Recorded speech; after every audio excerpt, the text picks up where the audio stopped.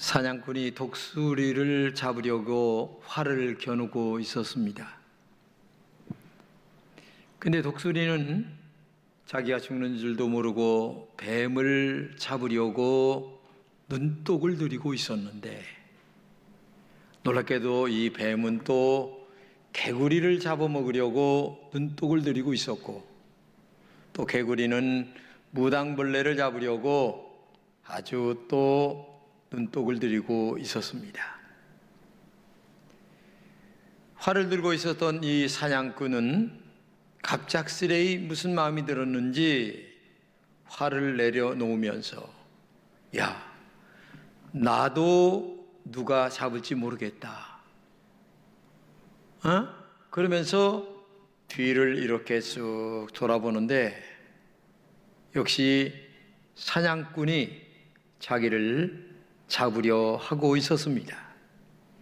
그 사냥꾼이 누구냐면 바로 죽음이라고 하는 사냥꾼이었습니다. 언뜻 그 순간 인생의 죽음을 생각하게 된 것이죠. 가만히 보니까 언제 내 인생에 죽음이 다가올지 모르는 겁니다.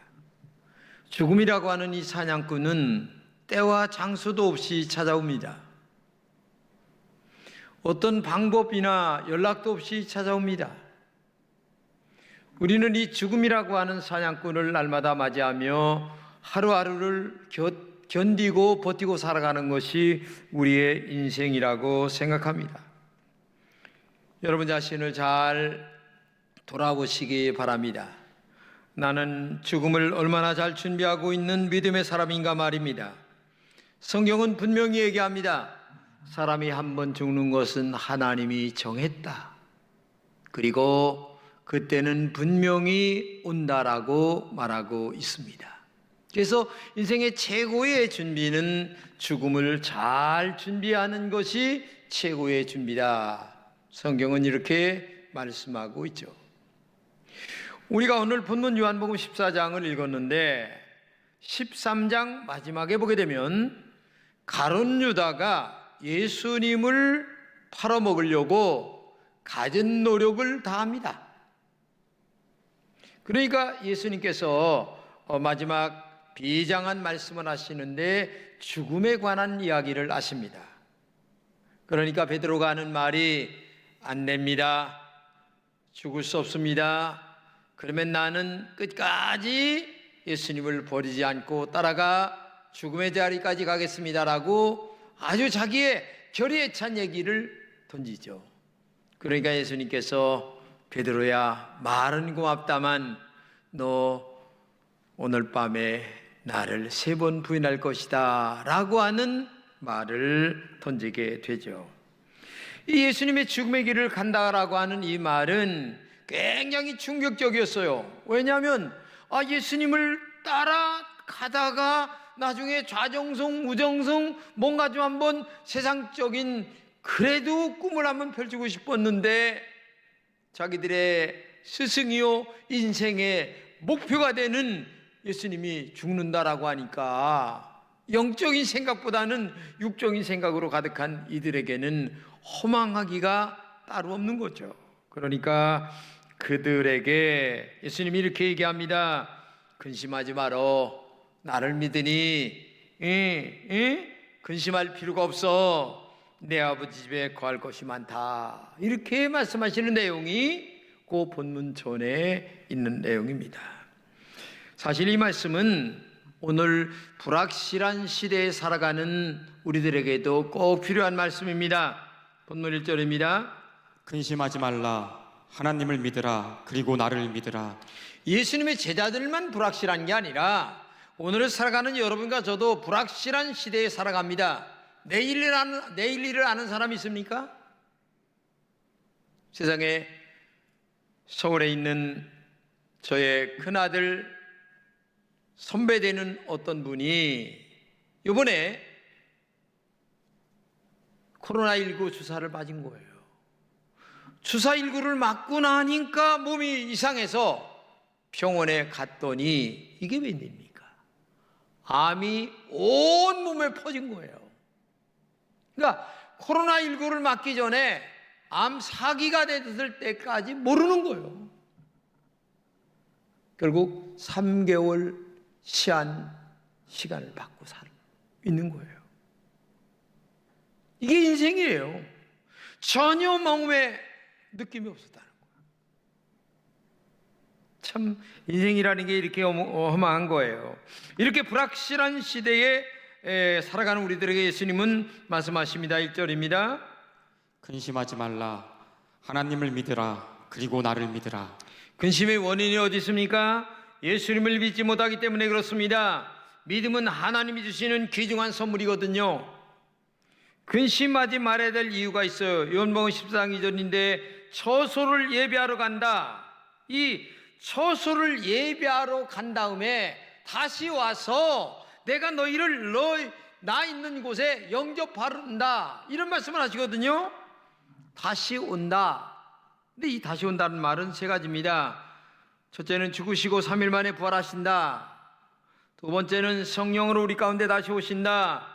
세 번째는 다시 재림하신다. 이런 말씀인데 이 말씀을 쉽게 얘기하면 이런 말입니다. 내가 지금 처소를 예배하러 간다. 예배하면 다시 오는데 너희를 천국으로 인도할 것이다. 이 땅에 사는 동안 너희는 항상 내가 함께 한다. 그러니 근심하지 말아라. 뭘로 함께 하십니까? 말씀으로 함께 하고 성령으로 함께 한다.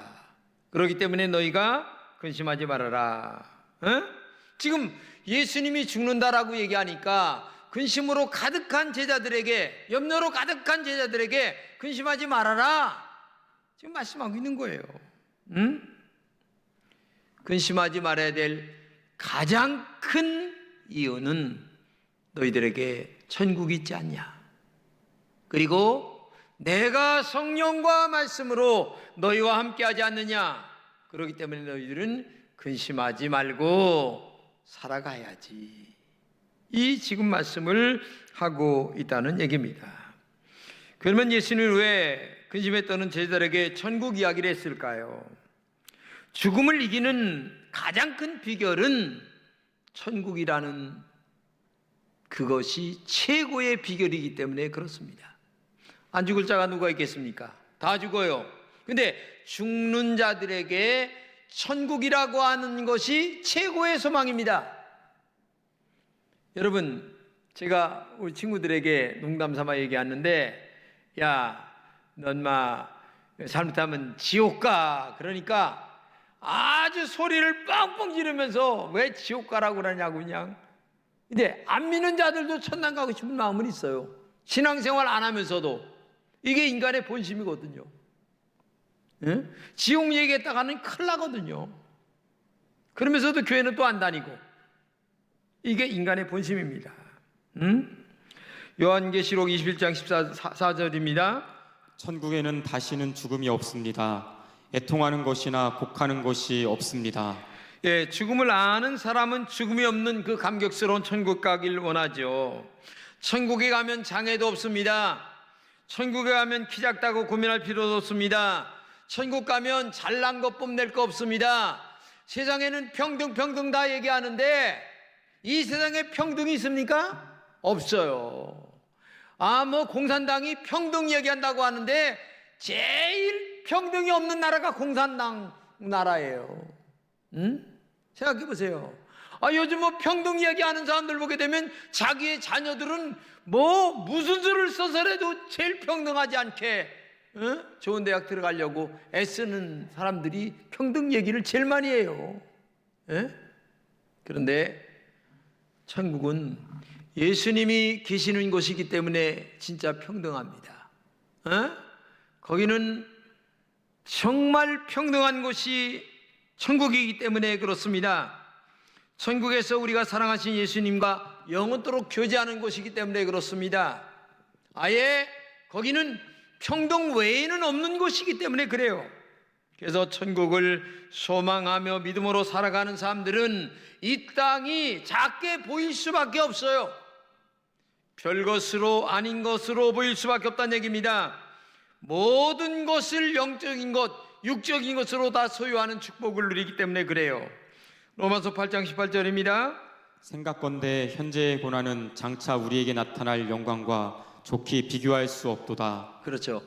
이 땅에서 우리 당하는 여러 가지 어려움과 고난, 염려, 근심, 고통, 괴로움 여러 가지가 많이 있겠지만은 그러나 영광에 나타날, 천국에 나타날 그 위대한 것들하고는 비교할 수가 없을 정도로 아름다운 곳이, 축복이 있는 곳이, 행복한 곳이 하나님의 나라 천국이다. 사실 우리가 사는 이 세상은 남의 나라입니다. 주님의 보혈로 핏부림을 받은 우리가 영원히 가야 할 집이 따로 있습니다. 남의 집에 살면서 행복하면 얼마나 행복하겠어요.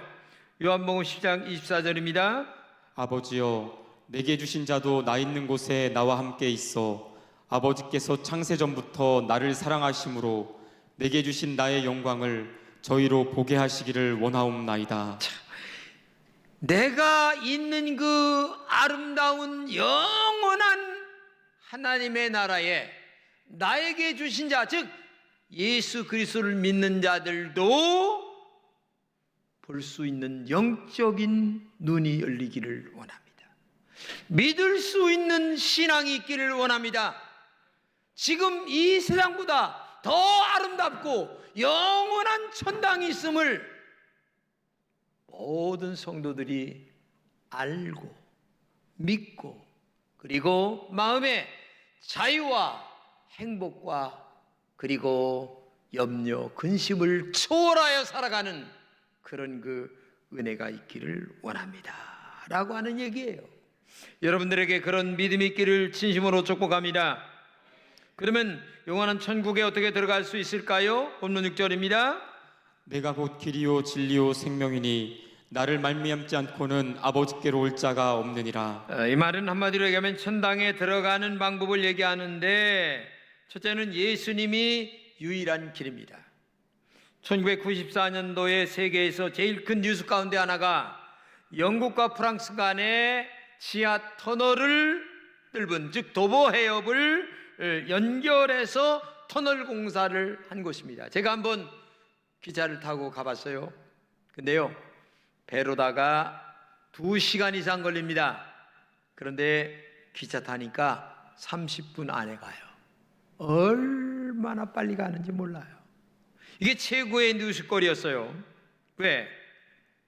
짧게 가는 길이기 때문에. 그러나 인간에게는 영적인 길이 더 중요합니다. 천당 가는 길을 아는 게 제일 중요한 거예요. 그 길은 오직 예수뿐입니다. 예수님이 하신 말씀이 내가 길이다. 어떤 길이냐? 천당 가는 길. 예수 믿고 천당 가는 길, 예수 믿고 축복받는 길, 예수 믿고 내 영혼이 잘된 같이 범사가 잘되고 강건해지는 길이 내가 길이다. 이걸 지금 말씀하고 있는 거예요. 그렇기 때문에 오늘도 예수님이 길임을 믿는 여러분 되시기를 진심으로 축복합니다. 예수님에게는 사랑하는 길도 있습니다. 예수님에게는 축복받는 길도 알려주십니다. 성공하는 길도 알려주십니다. 행복해지는 길도 있습니다. 돈을 버는 길도 있습니다. 모든 길이 예수님에게 다 있어요. 그러니까 땅에서도 잘 되는 길이 예수님에게 있고 영적으로도 잘 되는 길이 예수님에게 있고, 그렇기 때문에 영과 육이 잘 되는 그 비결의 길이 바로 예수님 안에 있다는 사실을 기억하시기를 바랍니다. 세상에 저는 동유럽 같은 데 못 가봤어요. 근데 요새 세상은 높다 라는 프로그램을 보니까 200년, 500년, 1000년, 1500년 그 전에 만들어진 집들, 길들 보여주는데 깜짝 놀라요. 우리나라는 불과 100년도 안 되는 그 고종황제 시대에 얼마나 가난하게 정말 2층 집 볼 수가 없었어요. 근데 그때는 벌써 1000년 전에 몇 층 집을 살고 살아요. 도로가 얼마나 높고.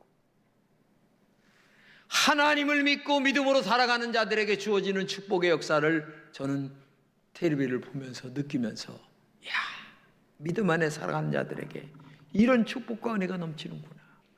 만약에 오늘 우리도 예수님을 몰랐다면 이 나라도 역시 마찬가지였어요. 예수가 들어옴으로 병원이 들어오고 학문이 들어오고 그 다음에 신앙이 들어오면서 머리가 깨이고 볼 수 있는 영적인 눈이 열려서 오늘 이 대한민국이 여기까지 발전됐다고 하는 사실을 꼭 기억하면서, 그렇기 때문에 오늘도 예수님이 길이심을 믿는 여러분 되시기를 진심으로 축복합니다. 두 번째는 예수님은 유일한 진리이십니다. 이 진리라고 하는 말은 두 가지가 있어요. 하나는 유일하다, 또 하나는 뭐냐? 변하지 않는다. 이 두 가지가 존재해야만 진짜 진리입니다. 그런데 진리는 변하지 않고 변하는 것은 과학인데 많은 사람들은 과학을 진리처럼 믿고 있어요. 물론 진리라고 얘기할 수도 있겠죠. 그러나 진짜 영원한 진리는 예수 그리스도 하나님 그분밖에 없다고 하는 사실을 우리가 알아야 돼요. 히브리서 13장 8절입니다. 예수 그리스도는 어제나 오늘이나 영원토록 동일하시니라. 영원히 변하지 않는 동일하신 그분이 예수 그리스도 하나님 그분밖에 없습니다. 요한복음 8장 32절입니다. 진리를 알지니 진리가 너희를 자유케 하리라. 이 진리를 진짜 알 때에 이 땅의 고난과 역경과 눈물과 고통 위에서 진정한 자유함을 누리며 살아갈 수 있는 영적인 자유, 육적인 자유가 그때부터 우리에게 주어진다는 사실을 우리가 알아야 된다는 얘기입니다. 사도 바울은 이 진리 되신 예수님을 만난 후에 이렇게 얘기합니다. 빌립보서 3장 8절입니다. 또한 모든 것을 해로 여김은 내 주 그리스도 예수를 아는 지식이 가장 고상함을 인함이라. 내가 그를 위하여 모든 것을 잃어버리고 배설물로 여김은 그리스도를 얻고. 예수 그리스도를 알기 전에 사도 바울은 얼마나 교만했습니까? 왜? 최고의 학부, 최고의 권위, 모든 것을 다 가진 자였기 때문에 목에 힘줄만 했어요. 근데 예수님을 만나고 나니까 이거는 배설물이다. 뭐냐? 똥이다. 근데 우리는 똥을 가지고 최고로 살아가고 살려고 그래요. 왜? 최고의 가치가 뭔가를 아직도 모르기 때문에 그래요. 교회를 다니면서도 말로는 예수님이 최고다 얘기하는데 삶의 가치관을 느낄 때에는 돈이, 명예가 최고로 알다 보니까 아직도 이 예수 그리스도의 최고를 모르고 살다는 얘기예요. 나는 여러분들에게 부탁합니다. 최고의 가치를 정말 만나고 알고 느끼고 체험하는 은혜가 있기를 진심으로 축복합니다. 이게 바로 영원하시고 유일하신 예수 그리스도 그분, 진리 그분을 알아야 된다. 세 번째는 유일하신 생명이 예수님이십니다. 11장 25절입니다. 나는 부활이요 생명이니 나를 믿는 자는 죽어도 살겠고 살아서 나를 믿는 자는 영원히 죽지 아니하리라. 참 놀라운 얘기입니다. 예수님만이 영원한 생명이라는 얘기입니다. 요한일서 5장 11절입니다. 또 증거는 이것이니 하나님이 우리에게 영생을 주신 것과 이 생명이 그의 아들 안에 있는 그것이니라. 아들이 있는 자에게는 생명이 있고 하나님의 아들이 없는 자에게는 생명이 없느니라. 여러분, 이 영적인 이 비밀을 여러분들이 얼마나 간직하고 알고 살고 있는지 모르겠어요. 아들이 있다고 하는 말은 예수님을 나의 구주로 영접한 자에게는 진짜 하늘의 생명이 있고, 그 다음에 마음에 예수님을 영접하지 않은 자는 진짜 영적인 생명이 그의 마음속에 없다라고 하는 얘기입니다. 여러분, 예수님 안에서만 죽음과는 상관이 없는 영생이 주어졌음을 믿으시기 바랍니다. 영원한 생명이신 예수 그리스도를 영접한 자는 영원한 생명을 마음에 얻게 되어 있는 것입니다. 그렇기 때문에 예수를 믿는다라고 하는 말은 최고의 축복입니다. 단순히 마음의 평안만을 얻는다는 게 아니에요. 인간 최고의 두려움인 죽음의 문제를 해결받습니다. 그래서 이 땅에서 두려움이 없는 삶을 살아갈 수가 있어요. 예수를 믿는 것이 죄와 죽음의 법에서 해방되어 영원한 자유를 누리며 살아갈 수 있는 은혜가 정말 우리 안에 있다는 얘기입니다. 같은 집에 살아도 아들과 하숙생은 전혀 다릅니다. 오늘 예수 믿는 사람 가운데 하숙생처럼 예수 믿는 사람들이 많아요. 내가 믿는 예수가 정말 길이요 진리요 생명이라고 하는 확실한 믿음을 갖고 살아간 사람들이 적다는 얘기입니다. 현대는 근심의 시대입니다. 현대인은 겉으로는 즐거워 보이지만 마음 깊은 곳에 근심의 구름에 쌓여 살아가고 있어요. 현실적으로 먹고 사는 일 때문에 근심으로 가득합니다.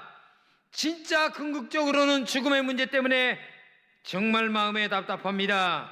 그렇기 때문에 이런 문제를 해결하는 길은 오직 예수 그리스도 외에는 없다는 것을 꼭 기억하시면서 정말 최고의 가치를 갖고 최고의 가치를 붙들고 살아가는 우리 모든 성도들이 되시기를 진심으로 축복합니다.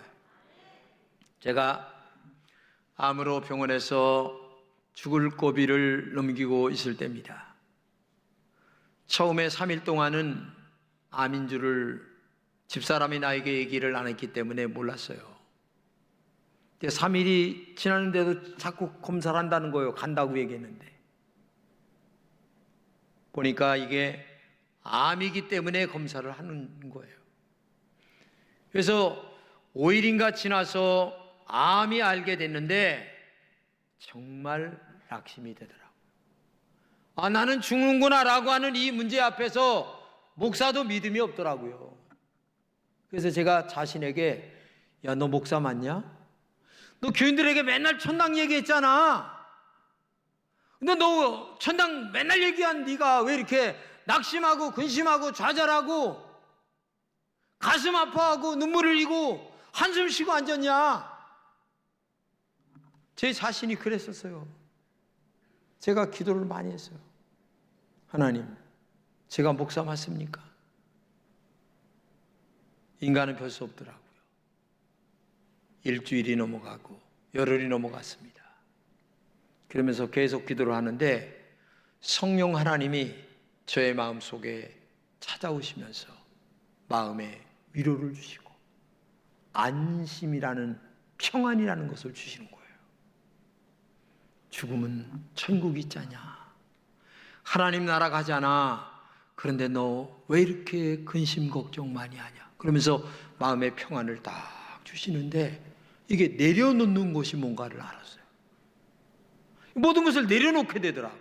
그래, 어차피 인생은 한 번 왔다 가는 건데 하나님이 내 안에 계시고 나에게 천당이 있다는 것을 주시니 너무너무 감사하다. 그때부터 마음의 평안이 쫙 찾아오는데 모든 염려 근심을 내려놓을 수 있는 마음의 여유가 그때 생기는 거예요. 그 수술하러 들어갈 때도 별로 걱정 의심 없었어요. 그냥 맡기고 뭐 죽든 살든 하나님께 맡기고 이제 내 영혼을 주께 부탁합니다 하면서 야, 그요 마치 딱 놓는데요. 이거 뭐 가물가물하더니 딱 끝나요. 왜 고전에 기도를 하는 거야. 주여, 내 영혼을 주께 부탁합니다. 끝. 근데 나중에 11시간 만에 제가 깨어났는데 살아난 거요. 할렐루야 하고 왔는데 저는 그때 제가 느끼면서 길이요 진리요 생명이 되신 예수님을 다시 두 번째 처음 예수 믿을 때 만났던 그 예수님을 다시 만나는 그 기쁨이 너무 큰 거예요. 그래서 지금은 모든 것을 다 내려놓고 살아가니까 마음에 행복해요. 근심 걱정이 없어요. 밥 세 끼만 먹으면 된다. 이렇게 하고 살아가니까 모든 염려를 내려놓게 되더라고요. 성경에 보게 되면 인간의 죽음에 대하여 두 가지로 얘기하는데 데살로니가전서 4장 13절입니다. 형제들아, 자는 자들에 관하여는 너희가 알지 못함을 우리가 원치 아니하노니 이는 소망 없는 다른 이와 같이 슬퍼하지 않게 하려 함이라. 예수님을 마음에 영접하고 죽는 자들을 갖다가 성경은 잔다라고 얘기합니다. 예수님이 재림할 때 언젠가는 깨어난다는 얘기입니다. 그렇기 때문에 소망 없는 다른 이와 같이 슬퍼하지 말라. 그리고 예수님이 부활하신 것 마냥 너희들도 부활한다. 주 안에서 죽는 것은 죽는 게 아니라 잠을 잔다. 할렐루야. 여러분, 어제 저녁에 잤다가 오늘 깨어나서 이렇게 온 것 마냥 예수님이 재림하시는 날 다시 우리가 깨어나게 된다. 그래서 프랑스의 철학자인 몽테뉴는 이렇게 얘기합니다. 죽음은 영생으로의 출발일 뿐이다. 놀라운 얘기죠. 썩지 않을 것으로 예수님처럼 부활하는 놀라운 능력으로의 출발임을 우리가 믿으면서 마음의 자유와 기쁨과 행복과 평화가 여러분들 속에 자리 잡기를 진심으로 축복합니다. 코로나로 말미암아 지쳐있는 이 시대, 고난 속에 있는 이 시대에 여러 가지 사업장과 근심거리가 많은 이 시대에 길이요 진리요 생명이 되신 예수 그리스도를 마음 중심에 모시고 모든 것을 다 내려놓고 믿음 안에 기도하시면서 정말 성령이 주시는 하늘의 평안과 그리고 위로가 여러분들에게 함께 하시기를 진심으로 축복합니다. 그 예수 그리스도가 나의 구주가 되십니다. 그 예수는 동일하십니다. 지금도 성령으로 여러분들과 함께 하시기를 진심으로 축복합니다.